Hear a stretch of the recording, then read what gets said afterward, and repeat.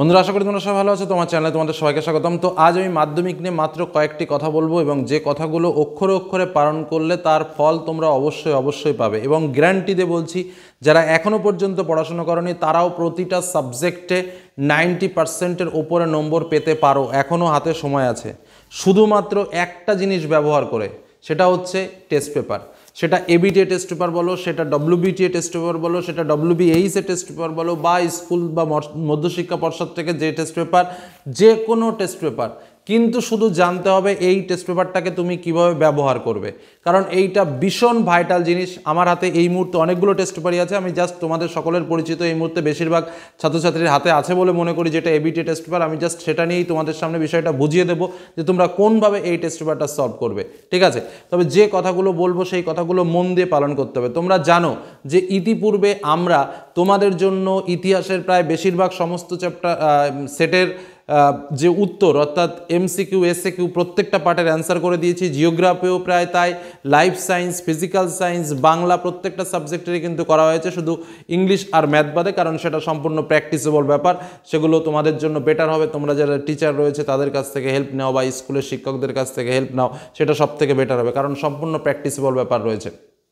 এবার যেটা কথা হচ্ছে যে যারা এখনও কিছু পড়াশোনা করোনি, এখনও ভাবছো যে আমরা পরীক্ষাতে ফেল হয়ে যাব কিনা বা কি করব কি না করব, এমনিই চারিদিকে খুবই কড়াকড়ি বিভিন্ন রকম নিয়মকানুন আসতে চলেছে, তার মধ্যে দাঁড়িয়ে আমি তোমাদেরকে আজকে কয়েকটা কথা বলবো যে কথাগুলো একটু মন দিয়ে শোনো। আর কেউ যদি এই কাজটা করতে পারো, আমি গ্যারান্টি দিয়ে বলছি সে 90% নম্বর পাবে। করতে হবে শুধু এই 2 মাস, চোখ মুখ বন্ধ করে গৃহবন্দী হয়ে সারাদিন ঘরের মধ্যে থেকে শুধু এই 2 মাস এই কাজটা করে যেতে হবে। যদি করতে পারো তাহলে খেলা জমবে।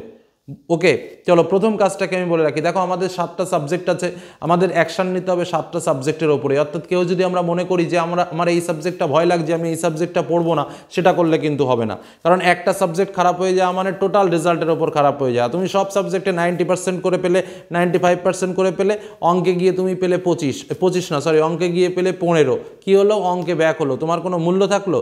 সেই তো ফেলই হয়ে গেল। অর্থাৎ মূল্য কিন্তু আমার সব সাবজেক্টকে দিতে হবে, কোনো সাবজেক্টকে কম মূল্য দেওয়া চলবে না। প্রথম শর্ত হচ্ছে এটা। অর্থাৎ আমি যদি টাইম বের করি যে বাংলার জন্য 2 ঘন্টা, তো আমি অঙ্কের জন্য 2 ঘন্টা রাখবো, ইংলিশের জন্য 2 ঘন্টা রাখবো। কোনো সাবজেক্টকে কম গুরুত্ব দিয়ে দেখবো না। আমি যখন পারি না, আমি কিছুই পারি না, মেনে নিলাম। আমি যদি পারি তো আমি সব কিছু পারবো। ঠিক সেইভাবে নিজেকে রেডি করো। প্রথম কাজ টেস্ট পেপার সলভের। দেখো, আমাদের টেস্ট পেপারে যদি আমরা যাই, আমরা যদি এবিটিআই, আমি তোমাদের সামনে পরিষ্কার করে বোঝাচ্ছি, কিন্তু ধরো জিওগ্রাফিতে অনেক পেজ রয়েছে, ভূগোলে, বাংলাতে, ম্যাথমেটিক্সে, লাইফ সায়েন্সে, ফিজিক্যাল সায়েন্সে অনেক পেজ রয়েছে, তাই তো?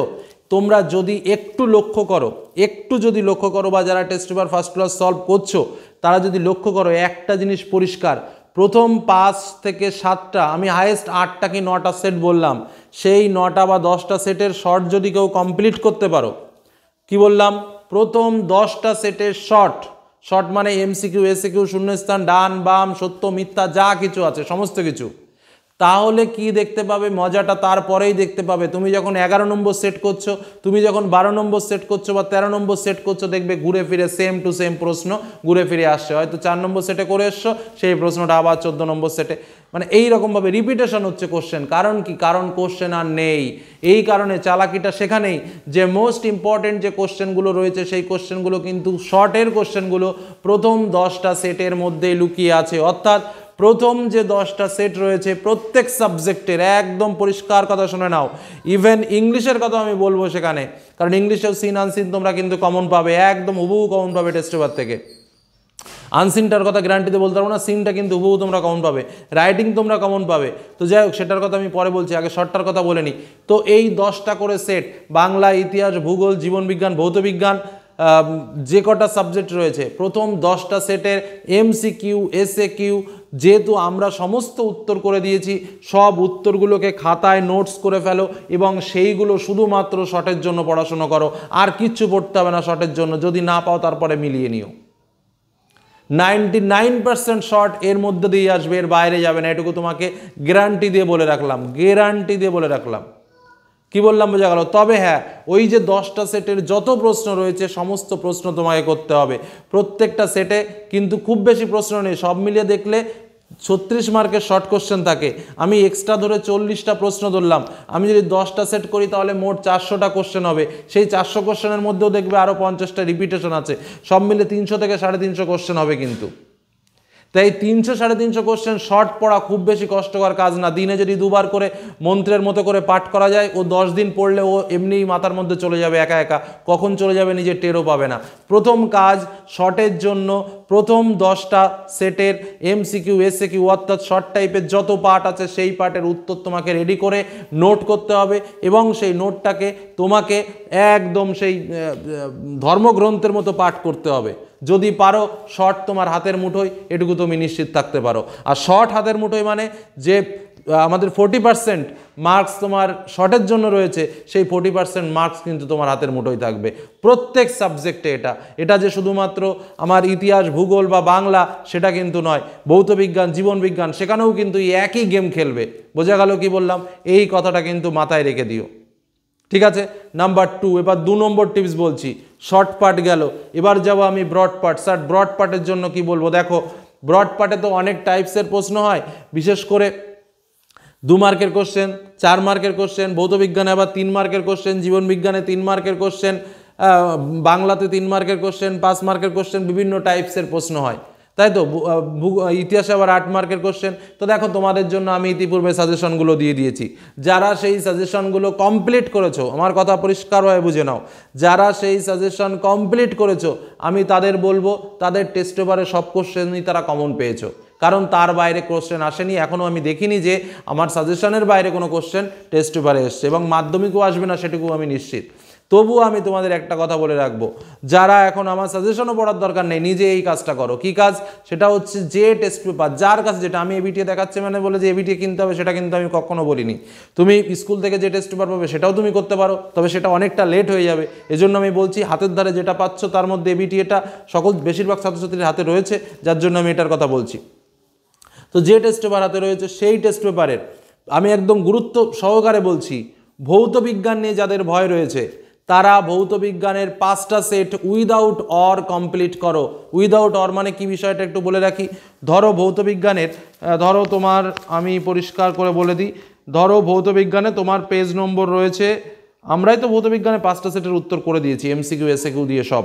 ধরো 32 পৃষ্ঠা একটা সেট রয়েছে, এই সেটটার একদম সম্পূর্ণ মানে যত 2 মার্কের কোশ্চেন আছে, যত 3 মার্কের কোশ্চেন আছে, সব নোট করে ফেলো।